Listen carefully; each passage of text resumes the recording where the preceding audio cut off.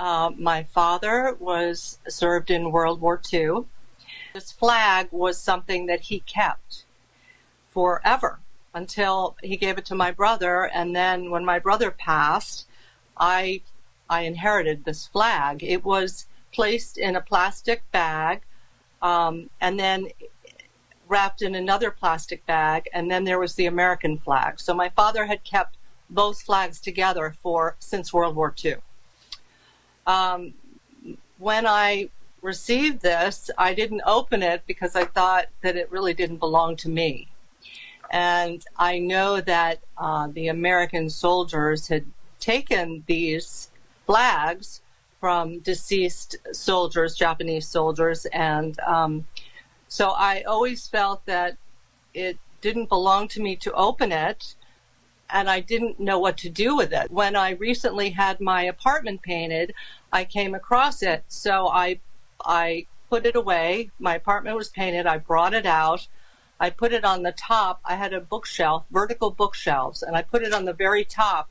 So every time I went by this bookshelf, I was like, what am I going to do with that flag? Because it didn't belong to me.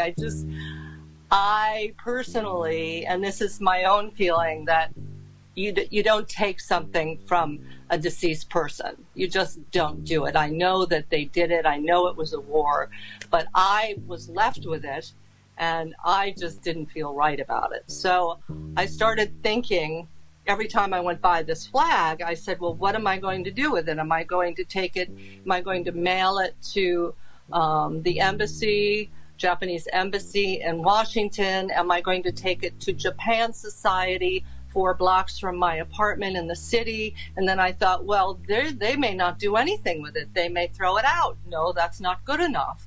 So there it sat. So it was quite a dilemma for a number of years. And then I said, well, let me Google. So I Googled something about returning a Japanese World War II flag. And then I came across your nonprofit, Obon Society. And I was just thrilled.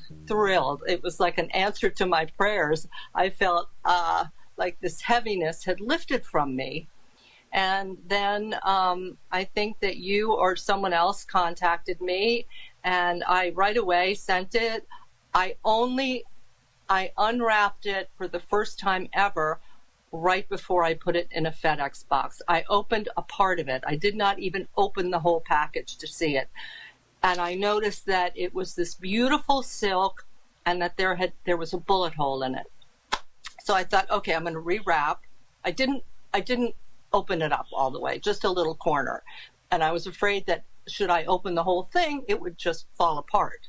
So I put it back in, and then I mailed it to you. And right away I heard from you, and I was so excited. And then you said, well, it could take a few weeks, a few months, it could take years. And then I thought, oh, well, at least it's in the right hands now.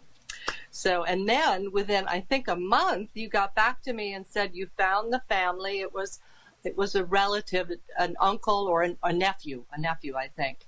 And you not only explained who that soldier was, but you also told me where my father had been, because he really just said, oh, this I got from a deceased soldier.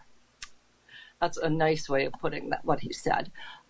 So I was so thrilled that I found your organization, and it's such a valuable organization, and I'm so happy.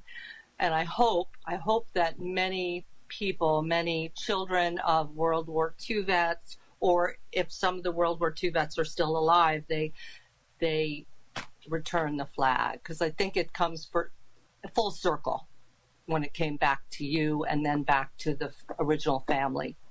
So I was really, really happy.